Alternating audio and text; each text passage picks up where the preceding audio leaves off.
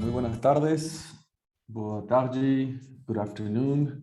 Vamos a empezar con la tercera sesión del día de hoy, un día en que nos hemos enfocado en particular en estrategias de contenido pago, y justo vamos a traer un caso particularmente interesante para la región al respecto.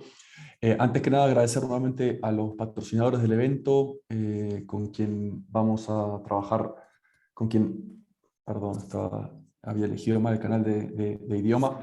Les comentaba, vamos a agradecer a los patrocinadores de esta conferencia que nos acompañan este año en esta edición: la Google News Initiative, el Facebook Journalism Project, Charbit, United Robots, Protect Media, Adobe Latam y nuestro media partner del Laboratorio de Periodismo de la Fundación Luca de Tena. Los invitamos a interactuar a través de las redes sociales, mencionarnos a WAN-IFRA Latam y usar el hashtag WAN-IFRA DML para comentar, mencionar, compartir lo que están escuchando y aprendiendo en estas sesiones. Vamos a rápidamente presentar lo que viene ahora y lo que va a venir después. Vamos a hablar ahora sobre el caso del Boston Globe, que va a traer un poco, va a compartir un poco acerca de su estrategia de contenido pago, y vamos a terminar la conferencia con también un caso de afuera de la región. Desde Europa vamos a tener a Thor Jacobsen de Schibsted, que también nos va a hablar de la estrategia del medio escandinavo en la parte de suscripciones. Así que vamos a cerrar la conferencia con dos casos internacionales que esperemos sean relevantes para la audiencia, que básicamente, como sabemos, en América Latina estamos con cada vez más medios haciendo un giro hacia el contenido pago y teniendo resultados esperanzadores. Así que esperemos que estas dos sesiones que estamos programando para cerrar Digital Media Latam sean relevantes para ustedes. Voy a presentar al ponente de hoy y a la moderadora. Tenemos el lujo de tener con nosotros a Ryan McVeigh. Ryan es director de análisis de consumo del Boston Globe. Ha estado involucrado en la estrategia del Globe hace ya 7 años, ayudando al periódico a adoptar estrategias líderes en el sector, muy basadas en datos como elemento clave para impulsar el crecimiento de los ingresos del periódico. Y tenemos también a Joana Santiago, quien después de la presentación de Ryan va a estar liderando una sesión de preguntas y respuestas. Joana Santiago es directora de Mercadeo, Audiencias y Desarrollo Digital en GFR Media en Puerto Rico. Ella se une a GFR Media de otra industria en 2017. Ella estuvo 2 décadas en la parte de mercadeo en industrias de distribución, tecnología y telecomunicaciones. Y ahora está como directora de desarrollo de estrategia de mercadeo, suscripciones digitales. También entonces un camino que está explorando GFR Media, el medio líder en Puerto Rico. Así que es extremadamente relevante tener a Joana para que pueda justamente liderar la sesión de preguntas y respuestas con Ryan. Les recuerdo que tenemos traducción simultánea. Pueden elegir su idioma de preferencia en la barra de herramientas. La sesión se va a llevar a cabo en inglés, así que van a poder escoger de escucharla en español o portugués. Y también pueden ir dejando sus preguntas en la sección de Q&A, que también aparece en su barra de herramientas. Ahí pueden ir dejando sus preguntas para que Joana en el momento del Q&A las pueda ir compartiendo con Ryan. Así que sin más comentarios, introducimos a Ryan y Joana. Ryan va a empezar con su presentación. Welcome, Ryan. The floor is yours.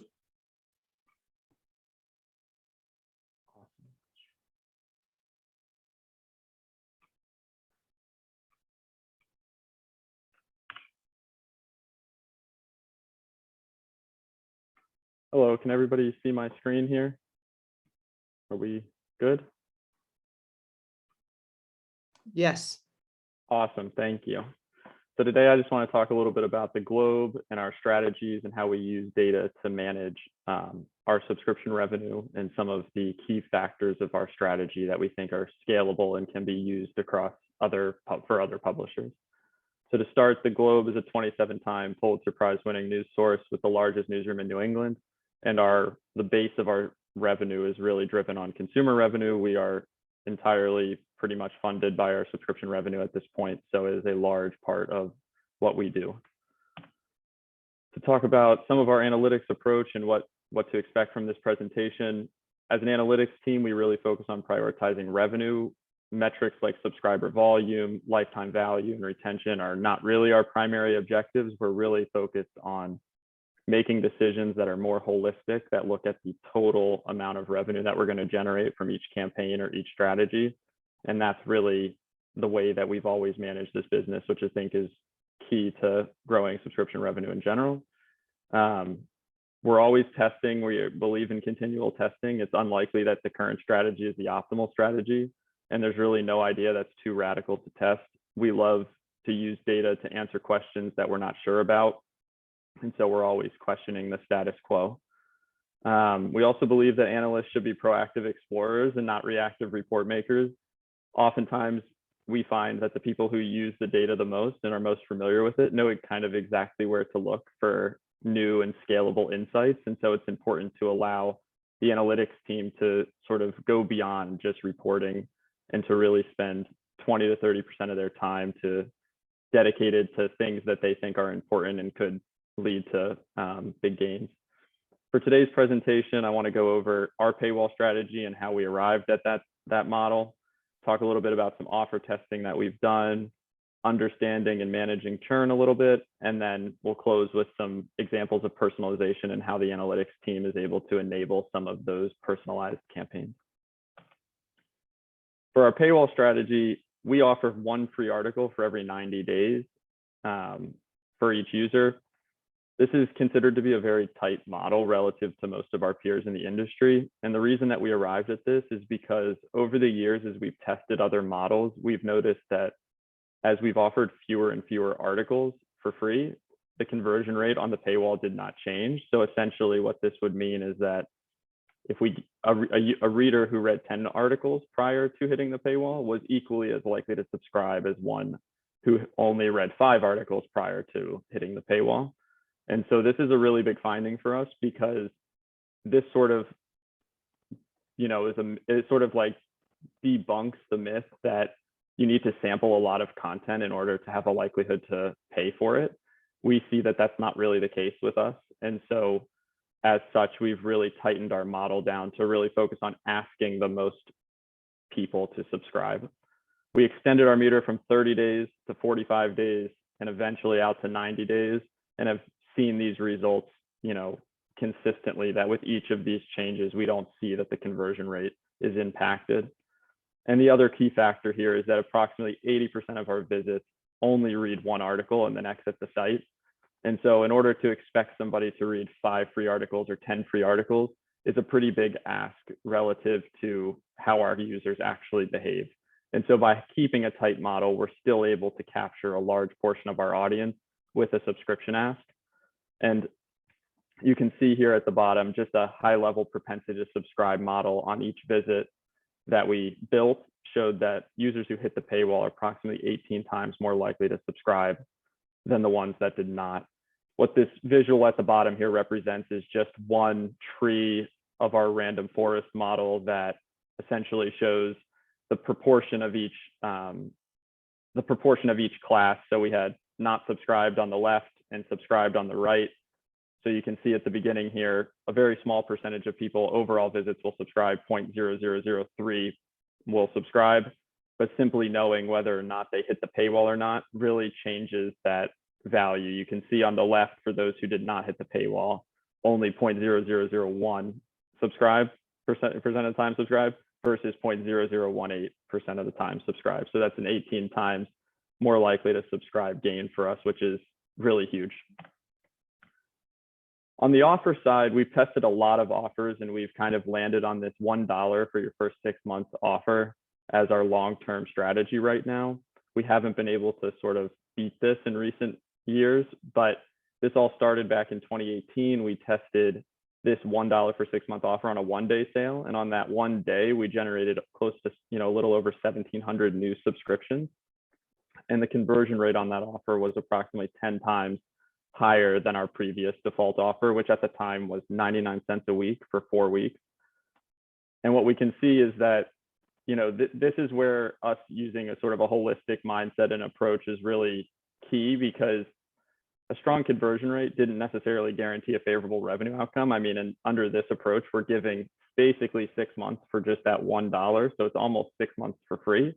And so there were a lot of questions we had to answer, which is, how would these new subscribers retain after the 6-month period? Would they accept our full price? And could we kind of make up for that lost revenue of just basically collecting nothing in that first 6-month period? To start to look at that, we wanted to kind of get out ahead of that, because we had, a 6-month waiting period to understand how these people would actually perform. And we looked at a lot of factors that determine the likelihood that a new digital subscriber will successfully pay full price. And here we define successfully paying full price as making 3 full price payments after their intro period. And what you can see is that the chart here below indicates the relative importance of each of these features in our model at predicting how likely these subscribers were to step to full price. So you can see the intro term is a key predictor here, meaning what we essentially saw was that intro terms longer than 6 weeks had less likelihood to accept our full price. So this was a little bit of an alarming statistic for us, because we knew that with a 6-month intro term, we could see some negative results. But on the opposite end of that, we saw that factors like where the subscriber was located geographically, whether they were a former digital subscriber, and how many days in the first 14 days they actually took advantage of their subscription and engaged with the product, were key predictors as well. And in all of those areas, these subscribers were very much similar to what we had seen in the past. So that gave us some hope that these subscribers may retain very similarly. And here, just to clarify too, step size here is denoted by the difference between our full price, which is 99 cents a day or $6.93 a week, and the price that you signed up on. So say you signed up for $1 per week, and you step to full price, your step size would be the $6.93 minus the $1, so $5.93. And what we basically saw was that the larger the step size didn't really matter in terms of your likelihood to accept our full price. So that was somewhat encouraging for us as well. Here's a little bit about how the retention actually compared. And what you can see here is that long-term retention for the $1 for 6-month starts is almost identical to that of our 99 cents a week per week for 4 weeks, which was our previous standard offer. And so this was a huge win for us for obvious reasons, which is we were able to acquire significantly more subscribers using the $1 for 6-month offer compared to the 99 cents per week for 4 weeks offer. Yet long term, we were going to maintain a similar percentage of them. And so by being able to increase our conversion rate to a factor of, say, 3 to 5 times what it normally was, we're essentially just getting 3 to 5 times the amount of revenue, excluding that first 6-month period. This looks at more the long-term impacts of what happens to our volume and revenue. What you can see is that the growth in subscribers year over year happens, is a leading indicator of what will then happen to revenue as the year progresses. So you can see that in Q1 there, we didn't have a huge growth in revenue yet, but we saw huge gains in subscriber volume as we adopted this $1 for 6-month offer. And then as time went on, you can see that our revenue began to really shoot up, and we were able to more than double our digital subscription revenue in about less than 2 years from using this offer. Wanted to talk too about some of our churn model and the factors that we use to understand our churn. We kind of break our churn model into 3 key components. We have engagement data, which focuses on the consumption patterns and behaviors of our users, our subscribers, looking at how many articles they've read, whether they're using our mobile app, whether they've commented on stories, whether they have shared stories on social media, factors like that. Transactional data looks at what offer did you sign up on? How long have you been a subscriber? Have you been a subscriber before? Have you been a Prince subscriber before? And things like your credit card expiration date, more transactional type. And then some static subscriber data, which looks at your geographic location and some other demographics. But for our for all intents and purposes, we really focus on their geography for this portion of the data set. And so of these three data sets, the one that is best at predicting churn is actually our transactional data. We see the most important factors to understanding how likely somebody is to cancel is really based on the offer that they signed up on and their tenure. So what you can see here is what I'll show you in the next few slides here is that the engagement data is also still very important to understanding churn. This is a quick example of how our transactional data factors into churn. What you see here is a box and whisker plot that looks at the tenure of our subscribers and their subsequent stop rates.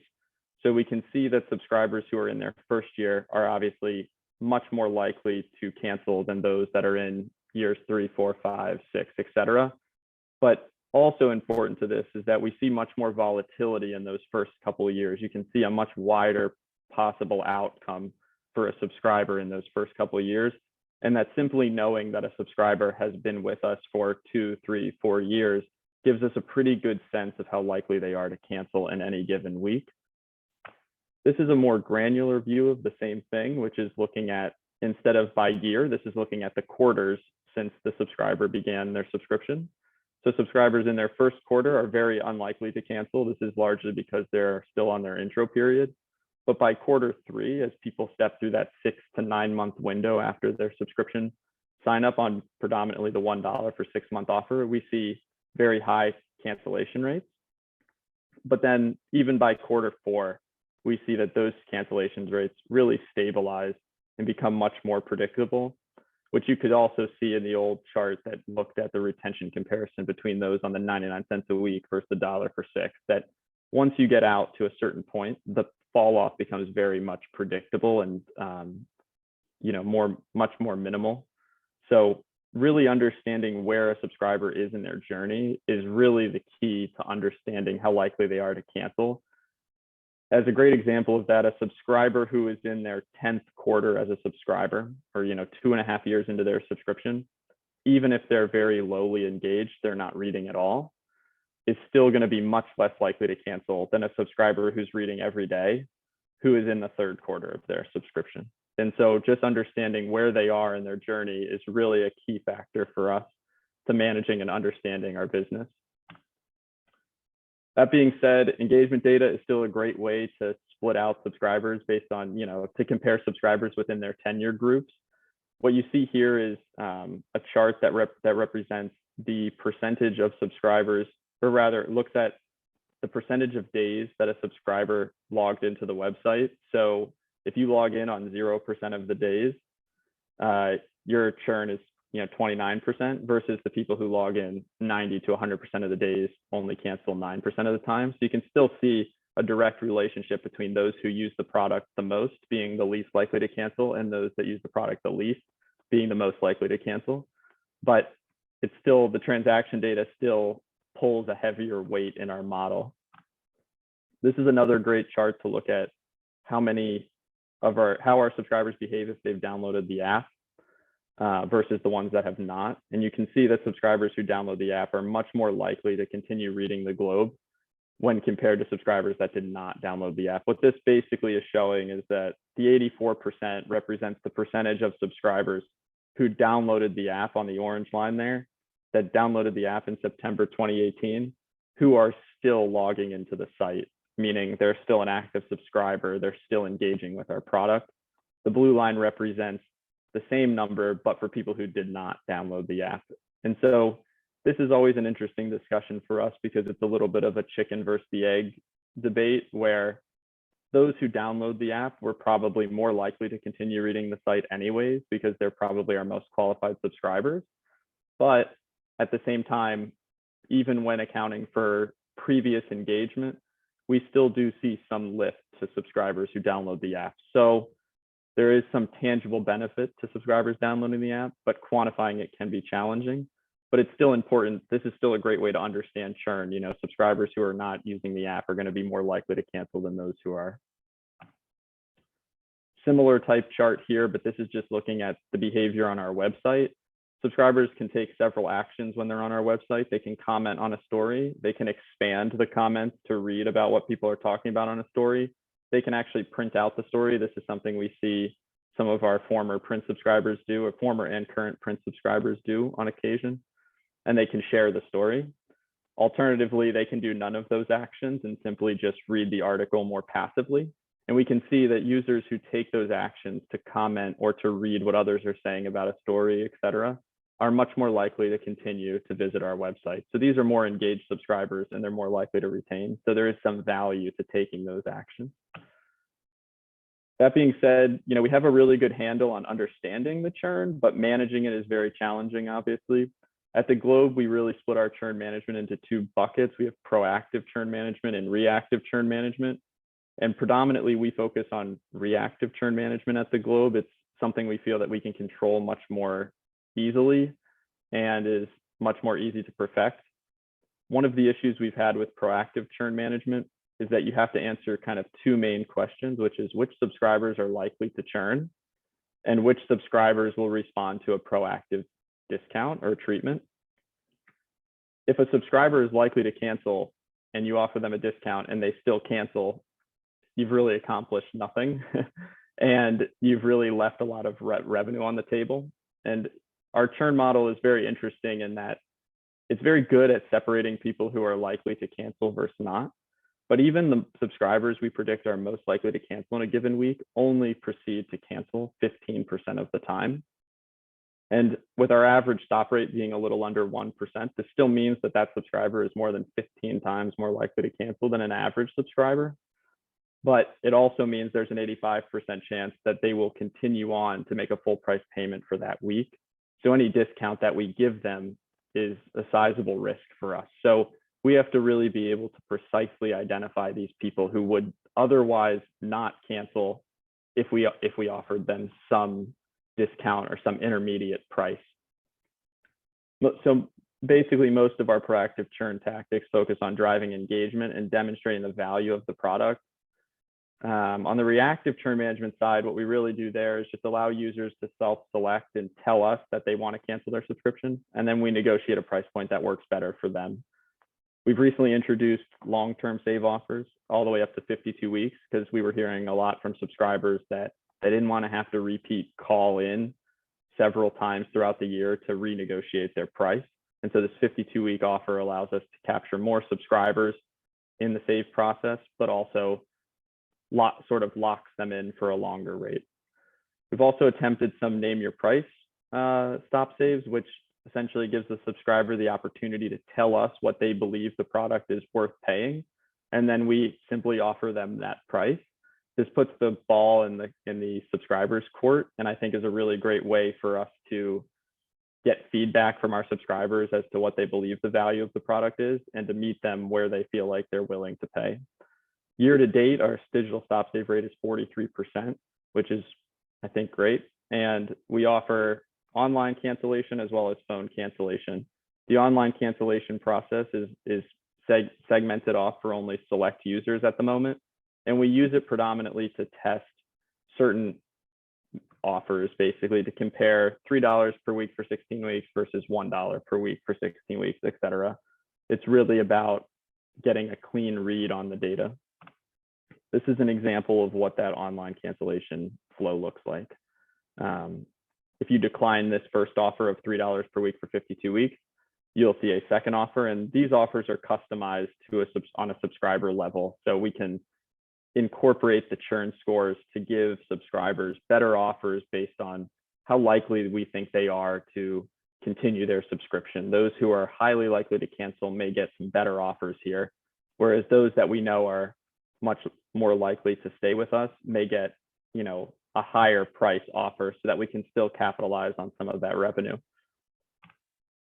But, and to close that thought, if you decline this first offer, you see a second offer. If you decline the second offer, we go ahead and process the cancellation. On the proactive churn side, we've tried a number of things, but we've really seen mixed results. We find this is a really hard needle for us to move. We see that it's very hard to change people's behavior when they are unengaged, but some of the things we've tried is we've tried some gamification.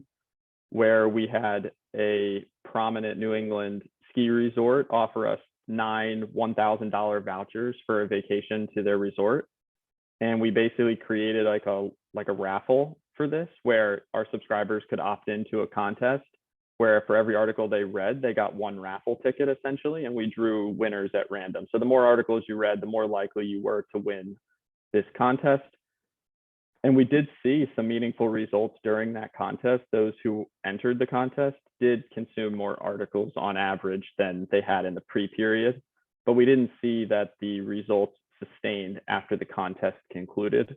So I think there's still some interesting insights there, but it is challenging to, long-term change somebody's behavior, even with a great incentive like that.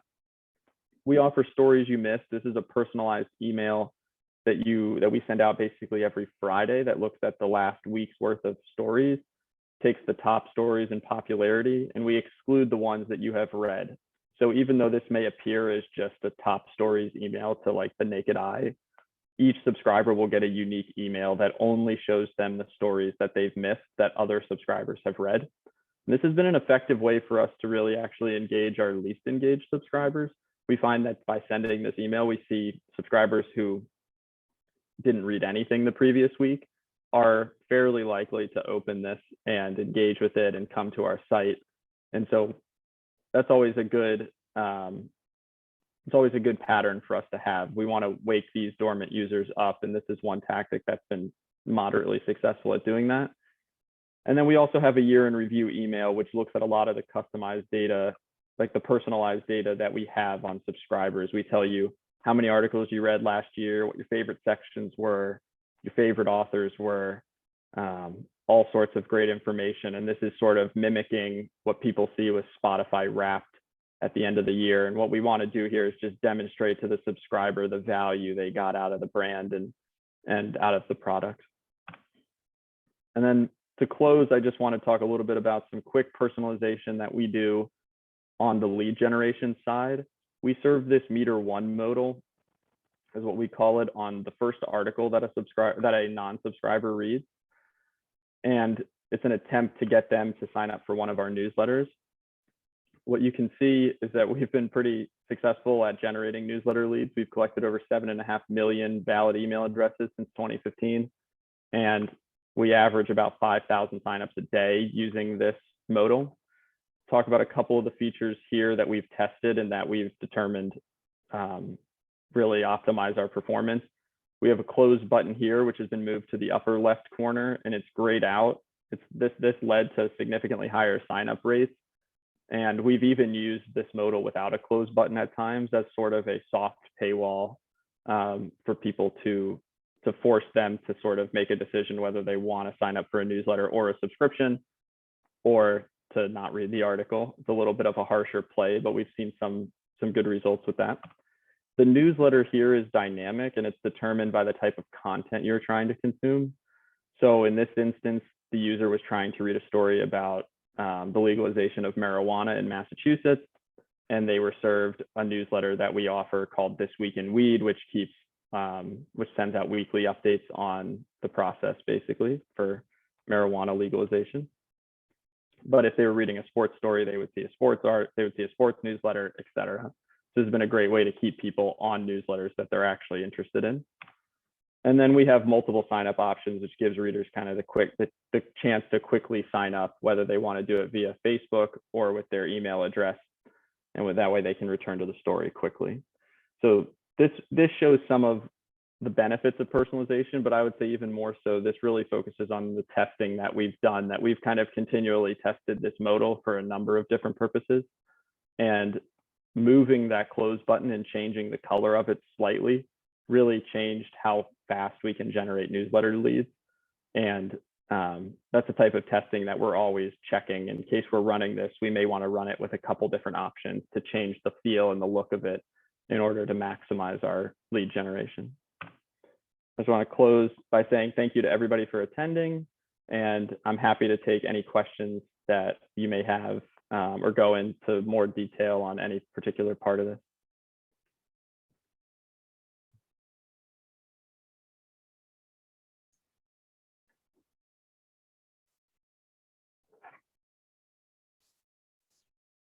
Good evening. Hello, everyone. Thanks for the invitation. It's always a pleasure. Thanks, Ryan, for that insightful presentation. It's very compelling. The way the Boston Globe demonstrates the importance of transactional and engagement data and predictive churn. Personally, I haven't paid a lot of attention to a subscriber churn. However, after this presentation, I'll do my homework. Let's see, I do have a couple of questions regarding what you talk about. Please tell us about the importance of trying with different indicators and evaluate its performance. Yeah, so we're always testing new strategies and new offers, new models, etc. We're sort of always testing something. We kind of live under the assumption that the current approach we have is not the best approach, and so we're always checking. You know, anytime we run something, we basically will always have a 10 to 20% test group, or sometimes even larger, just to validate the results that we see and make sure that there's not a better approach out there, even if the idea seems crazy at the time. I think we all thought that offering $1 for the first 6 months of a subscription is pretty crazy, and we sort of laughed when we used it at first because we thought there's no way these people are ever going to pay our full price. And what we found was that they were just as likely to pay our full price as the people who were signing up on a much higher offer. And so, I think if we hadn't kept an open mind to that, we would have missed out on a huge opportunity for us. It's been revolutionary for our business, and it gives our subscribers the opportunity to use our product for 6 months and understand the value it brings. And part of that is building that loyalty and giving them the opportunity. It's almost like an extended free trial for a lot of these users. So we're sort of always testing and learning. And one of the great things about data is that we can always answer the question. There's really no question that we can't answer. And so we often hypothesize as to like, why did this happen? Or would this be better? And the great part is we can always just answer that question. We can always just find out whether it would be better by just running a quick test on our website. We get, millions of impressions a week, and we can always determine the answer. So that's great. I think it's very important to maintain like an open opportunity to try and error. I think it's important just to have that in the culture of the company. Because if you don't try, you don't know if it's going to work or not, and to be curious about it. Yeah, definitely. As you mentioned, this approach is focused mostly on maximizing total revenue based on transaction data. That's what is working for you. How important is the subscriber engagement for the Globe? Well, it's definitely huge. I think part of the learning that we have is that the engagement data is very much important. But that one of the difficult parts of engagement data is that it is very difficult to change the behavior of a user. And that's something that we're kind of constantly trying to do. And we find to move that needle even one unit is incredibly difficult, although it is very valuable if you can do it. And so our focus has really been on understanding why people cancel and when they're likely to cancel, and really just managing our business around that fact. We know that at any given time, a lot of our, a good chunk of our subscribers are not going to be using the website. And we've kind of grown to be comfortable with that fact. I think any subscription that anybody uses has that sort of same problem. I think anybody here who's a subscriber to Netflix or Spotify could go weeks or months at end without using the product. And as we know, it can be difficult for Spotify or Netflix to make you change that behavior. But what people pay for is the convenience of the news. When a major news story breaks, they want to be able to have it. And we've just grown comfortable with the fact that some subscribers may not use our product at any given, in any given week. And that really the transactional data can be used to better understand why people are canceling and to predict and budget for our future. That's great. Makes a lot of sense. When you were explaining the impact on volume and revenue, I was wondering if there are strategies focused on acquisition. And if the focus of acquisition, those acquisition initiatives are based on consumption or propensity to a higher tenure. So our acquisition strategy is, our acquisition strategy is pretty simple, which is the great part about it, and why I think it's surprising that we don't see more publishers using a similar strategy, which is you can break it into kind of two main components, which is we want to ask the most people to subscribe, as simple as that sounds. The more people we ask, the more likely we are to make a sale. And we want to give them an offer that's very compelling. We want to make sure that the offer we're using is optimized for what our readers are going to respond to. And that's really what those first couple of slides are about, is just adapting a tight paywall strategy and offering something like the $1 for 6 months. But in terms of acquisition and retention, it's I think in most industries the common saying would be something along the lines of it's much easier to keep a customer you already have than it is to acquire a new one. And while that is still true in our business, we find that there are levers that can be pulled to create acquisitions and to generate acquisitions much more easily than we can change retention. I mean, you can see that as dramatic as those two offers were in terms of how different they are, one is much longer, one is much more expensive than the other. We still see that at the end of the 2-year period, the retention is fairly steady, fairly stable and similar. And that sort of shows that there is almost a pretty narrow band of possible results for retention. Whereas with acquisition, we could change the conversion rate by 2, 3, 4x by simply asking more people to subscribe or adjusting the offer that we serve them. And so we're just trying to, we say, and at least internally, we like to use the phrase, we like to control the controllables. And I think acquisition in our eyes is much more controllable than retention is right now. Definitely. True. We do have a question from an attendee, and it said, how important is that the digital version is different than the print version? Yeah, so we still do have a little over 110,000 print subscribers.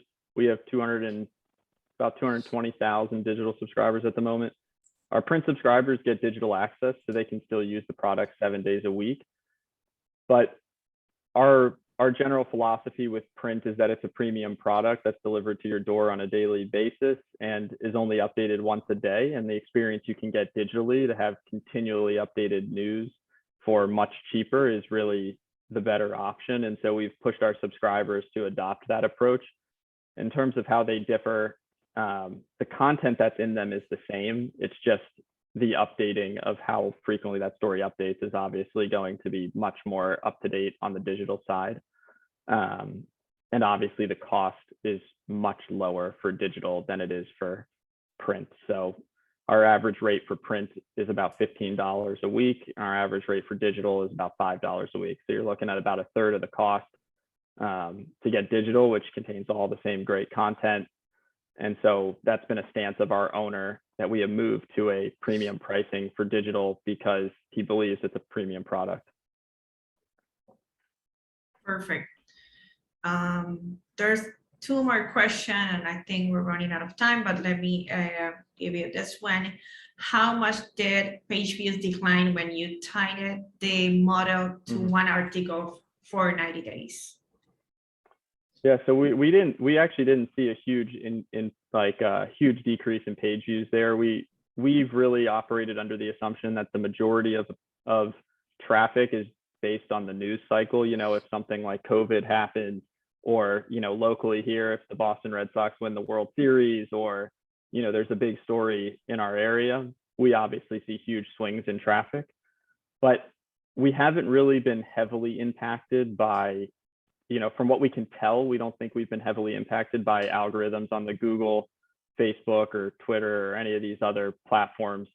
We still see fairly similar traffic to what we've seen from those referral sources. We do see some that Facebook were less likely to receive traffic from, but it's really hard to know how much we've really been impacted there. But one of the nice things about our about our model is that we actually have a free site called Boston.com, which has some similar content of ours. It's an ad revenue model. And so we can compare the traffic that we get on Boston.com compared to that we receive on Globe.com. And we can see that they typically move pretty much in parallel with each other. So as we tighten the model on BostonGlobe.com, we at times see traffic go down, but we also see the traffic go down by a similar percentage on Boston.com, which has no paywall. So that's also been a really huge win for us, is tightening the paywall hasn't really closed the top of the funnel dramatically.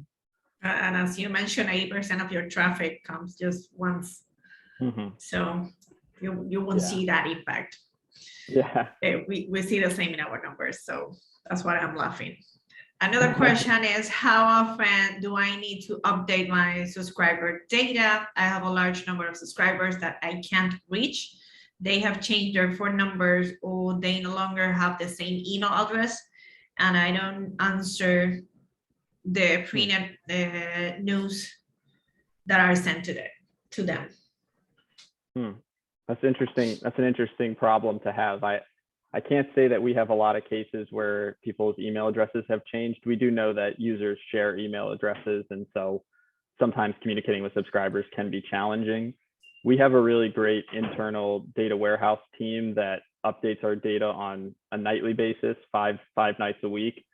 But the values of the email addresses and phone numbers don't change unless a subscriber contacts us. So it could be challenging if you're struggling with getting up-to-date email addresses and phone numbers. I can't say we really do a lot of outreach to subscribers to update those values. And so if they move or they change their email address, unfortunately, it's really on the subscriber to tell us, which could make it challenging. Perfect. There's a last question that I'm going to answer to you. I'm going to ask you. That you guys also offer home delivery. Have you noticed any transition between home delivery subscribers to digital subscribers, or vice versa? Yeah, we do. We definitely see movement, actually both ways. Interesting enough, we see a lot of print subscribers changing to digital subscriptions, but we have even seen digital subscribers taking up a print subscription at times. So we do believe it. I think philosophically, we believe these audiences are somewhat different, that a person likely to subscribe to the digital paper is very similar to, is different than one who is likely to subscribe to the print paper. But that being said, a lot of these people have been getting the Globe delivered to their door for 40, 50 years. And when that price becomes too high, they often do switch to digital. So, I think right now it's a fairly small percentage of our print subscribers that transition to digital, but it certainly does happen. And I think it'll become a larger percentage of our acquisitions as the years go on, because we do annual price increases for our print products. So each year it becomes a little bit less affordable, and it makes switching to digital a little bit more of a bargain, So I think as time goes on, we'll see that trend will pick up. Let me one more question for you. Okay. So yeah, go for it. Please give us 3 tips to start working with predicting data or predicting models. Yeah, so 3 tips. I think first would probably be that the simple answer is often the right answer. So starting simple is really the way to go. I think we have worked extensively with MIT's initiative on the digital economy, and we have some of the, at our disposal, we have some of the best data scientists in the world. And we often find that even after the very complex analysis they've run, that the conclusion comes back very similar to what we believed already, just by a quick pivot table or, something simple. So I think start simple. You always, in terms of predicting things, I think you want to use every test as a learning opportunity, even if the results show that there was no statistically significant winner or loser or anything like that. You can still learn something from that test. And I would say my tip from the very beginning, which is you want to have an analytics team that that is encouraged to explore data. That's not just responding to requests from higher ups and whatnot. It's really about getting analysts who are proactive and they want to learn, they want to dig in, because often the answers are right there waiting to be found, and we just have to have the right people who want to look at that. That's great. Thank you very much. Yeah, no problem. Ryan and Rodrigo for having us today. So we're running out of time. Thank you so much. Yeah. Thank you so much, Ryan, Joanna. Great session, super insightful for the audience. I think, like I said, I think the Boston Globe is extremely interesting and relevant because of its size for the LATAM audience and where we're at